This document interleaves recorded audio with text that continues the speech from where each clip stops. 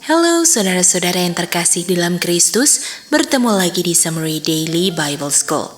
Dan di summary kali ini, kita akan membahas tentang hutangnya akan dibayar.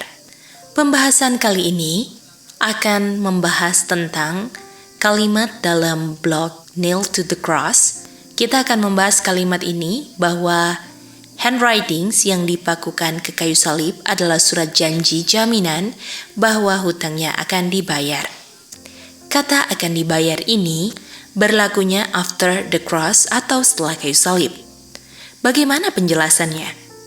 Jadi yang di-blotted out adalah chirographen.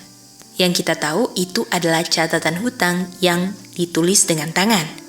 Kita tahu bahwa yang berharga itu bukan catatannya, tetapi hutangnya lah yang berharga. Dan definisi dari chirographen adalah legal bond, yang mana surat hutang yang dapat dipertanggungjawabkan di pengadilan, yang mana tulisan catatan hutang ini nanti akan dibayar. Jadi itulah definisi yang memang artinya dari chirographen. Nah, untuk mengerti apa hutangnya tidak dibilang dari arti chirographen sendiri. Tetapi kita tahu bahwa yang dipakukan itu adalah hutang kematian kekal. Karena Tuhan Yesus yang dipakukan sampai mati. Dan kita tahu di Roma 6 ayat 23 upah dosa adalah kematian. Jadi yang dipakukan sekali lagi adalah kematian kekal yang dipakukan melalui kematian Tuhan Yesus. Jadi jaminan hutang dipenuhi di kayu salib. Dan yang berhutang itu adalah kita karena kita yang berdosa. Dan karena jaminan hutang dipenuhi di kayu salib, kita tidak berhutang lagi. Tetapi pertanyaannya, kenapa hutangnya akan dibayar dan kata akan ini adalah berlakunya setelah kayu salib?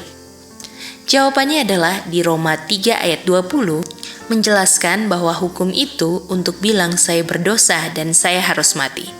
Dan apa yang dikatakan hukum tidak dibilang lagi ke saya karena hutangnya sudah dibayar di kayu salib.